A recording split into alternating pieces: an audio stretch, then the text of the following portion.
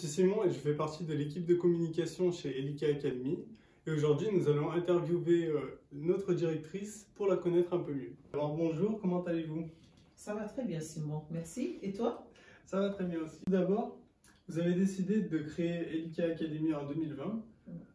Pourquoi avoir choisi ce nom? Je suis d'origine congolaise. Elika a une signification particulière pour nous. C'est une langue qui s'appelle le Lingala. Et Elikia veut dire foi, veut dire amour, veut dire bonheur. Et c'est vrai qu'après tout ce que j'avais traversé, je trouvais que donner ce nom à mon entreprise qui parlait de mes origines et de ce que je vivais, je trouvais que c'était très bien. On voit que c'est souvent écrit Elia. Pourquoi qu'est-ce que cela signifie? Alors, Elia, c'est simplement le sigle de Elika Academy. Elikia pour Elikia et A pour Académie. C'est aussi simple que ça. D'accord. Quelle est la particularité de votre école? Qu'est-ce qui vous différencie des autres écoles?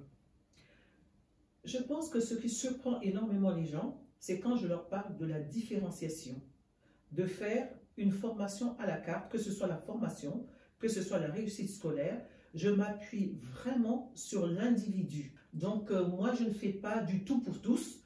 Je crée des pédagogies individualisées, personnalisées, parce que je suis professionnelle de la neuroéducation et spécialisée dans la pédagogie différenciée, c'est-à-dire la pédagogie individualisée. Et c'est ce que je pratique dans mon centre Elika Academy. D'accord. Est-ce que vous pouvez expliquer ce que c'est la La neuroéducation, oui. C'est simplement appliquer la science à l'éducation. D'accord, vous avez créé du coup votre école à partir de 3 branches. Oui. Est-ce que vous pouvez nous en dire un peu plus? Bien sûr. Alors, il y a la formation déjà, la formation professionnelle et continue. Nous avons un catalogue d'environ 150 formations. Ça va de la comptabilité, des langues, anglais, espagnol, toute la partie bureautique. Et ces formations sont certifiantes et elles peuvent être diplômantes aussi. On peut également utiliser le compte personnel de formation pour pouvoir faire ces formations. Ensuite, nous avons la réussite scolaire. Ça, c'est la branche de la réussite scolaire. Eh bien, c'est simplement aider les élèves à acquérir des compétences, à aller de l'avant, à augmenter leurs notes, à avoir confiance en eux. La danse. J'adore la danse. Je ne sais pas danser, mais j'adore la danse. Alors, avec la danse, eh bien, c'est donner l'opportunité à tous les publics, enfants, adultes, d'être dans une vraie école de danse à des tarifs réduits. Voilà mon objectif. On voit que vous avez le sourire quand vous parlez de ces branches-là. Qu'est-ce qu'elles représentent pour vous? Elles me représentent. Je suis ces branches-là. D'accord. Dans la totalité? Dans la totalité, oui. Exactement. Quel est votre parcours avant ce nouveau projet? Avant ce nouveau projet, ou même pendant, parce que je le suis encore à l'université, eh bien, je suis professeur. Professeur dans l'éducation nationale pendant plus de 25 ans et dans l'enseignement supérieur. D'accord. Vous avez commencé comme professeur alors? Oui, tout à fait, professeur. Ouais. Pourquoi avoir commencé en tant que professeur? Qu'est-ce qui vous a motivé au tout début? Juste une passion. Je suis une passionnée de l'enseignement. Je suis une passionnée de la transmission des savoirs. Pour moi, c'était une vocation. Je ne me suis même pas posé la question. C'est juste une vocation. C'est une passion, c'est un amour, c'est quelque chose que je suis profondément. J'adore l'enseignement. On le voit quand vous en parlez en tout cas. Le changement de statut entre être l'enseignante et maintenant être la directrice, comment vous le ressentez vous et qu'est-ce que ça a changé pour vous? En fait, ça n'a rien changé. C'est juste un titre. Ça n'a rien changé parce que je reste profondément enseignante, je reste profondément professeur. D'ailleurs, je n'ai pas changé de statut parce que je donne toujours des cours à l'université, mais ça n'a pas changé de statut. Je suis celle que j'ai toujours été, c'est-à-dire une enseignante passionnée, motivée par son métier. D'accord, vous avez la double casquette maintenant. Oui, j'ai la double casquette, mais je pense que s'il faut avoir une préférence, c'est la préférence d'enseignante. D'accord. Voilà. Si je devais vous demander un moment marquant de votre carrière d'enseignante, ou des moments, des souvenirs, qu'est-ce que vous me raconterez maintenant? Alors, il y a des moments heureux, bien sûr, et des moments plus douloureux. Les moments heureux, c'est que je ne sais pas comment mes élèves, une certaine année, ils avaient su qu'un certain mois de mars, c'était mon anniversaire. Et on rencontre, je vais au lycée et je rencontre des élèves avec un gros bouquet de fleurs. Et l'approviseur passe à ce moment-là et demande, mais c'est pour qui ces bouquets de fleurs? Et les élèves qui répondaient, c'est pas pour vous, madame, c'est pas pour vous. Et après, je rentre en classe et tous les élèves se lèvent et me souhaitent un bon anniversaire avec ce gros bouquet de fleurs. J'étais très, très, très émue et ça m'avait touchée. Vous avez ressenti quoi à ce moment-là? Ah, mais un bonheur fou, quoi. C'est là que je me suis dit, c'est le meilleur métier du monde. C'est incroyable, pas seulement pour les fleurs, mais pour moi, c'était une reconnaissance des élèves du travail que je faisais pour eux et avec eux. Et c'était une joie immense, vraiment. Alors ça, c'était le premier souvenir, parce que j'en ai 3 que je vais vous raconter. Et le deuxième souvenir, c'est que tous les vendredis, une certaine année, on devait accompagner les élèves avec leurs profs d'éducation physique à l'extérieur, dans la nature. Ce que je ne savais pas, c'est que les professeurs avaient prévu de sauter, mes collègues avaient prévu de sauter de 10 mètres. Donc c'était une activité qu'ils allaient faire, il fallait sauter de 10 mètres et rentrer dans l'eau. Oui, je me souviens, c'était ça. Et on arrive à ce moment-là, j'ai pas dormi de la nuit, je me suis dit, mais de toute façon, personne ne va me demander ça, c'est pas possible.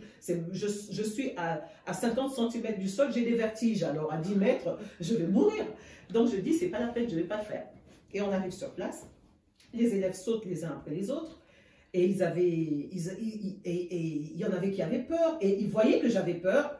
Et brusquement, j'étais en haut et tout en bas, j'entends mes élèves dire « Allez, sautez, Madame Taylor, allez, sautez, c'est à vous, ne vous inquiétez pas, sautez, Madame Taylor. » Je dis « Non, non, non, je ne saute pas. » Et après, j'ai vu une déception dans le regard de mes élèves.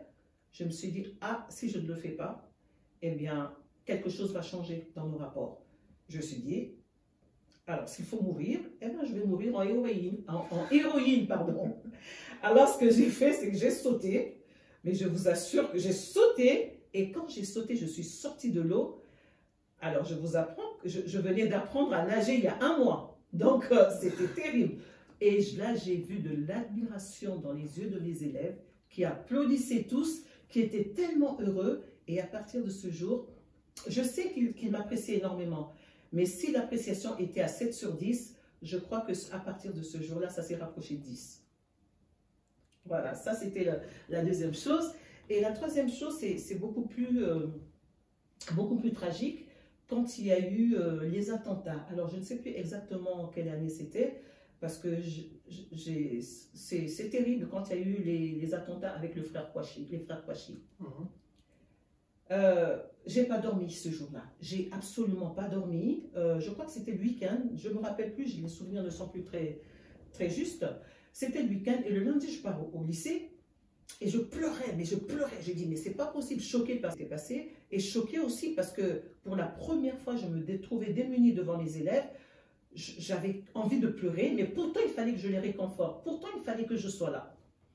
Je rentre. Oui, qu'est-ce que j'ai fait? Alors, je rentre en classe et évidemment, les élèves, c'était des secondes bac pro. Je rentre en classe.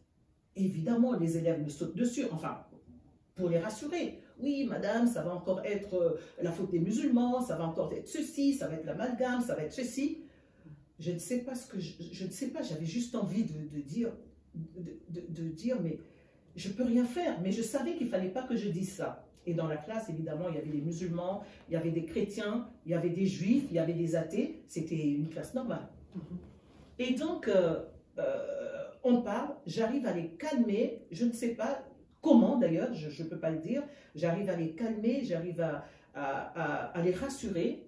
Et brusquement, il y en a un qui s'appelle toujours Ryan, il y en a un qui se lève il met la main sur le cœur et il commence à chanter la Marseillaise.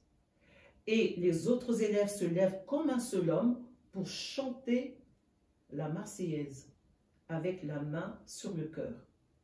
Alors, je n'oublierai jamais cet instant-là, parce que voilà la France que j'aime, voilà les peuples que j'aime, voilà ce que j'aime dans l'éducation nationale. C'était merveilleux, c'était un moment divin, c'était un moment magique.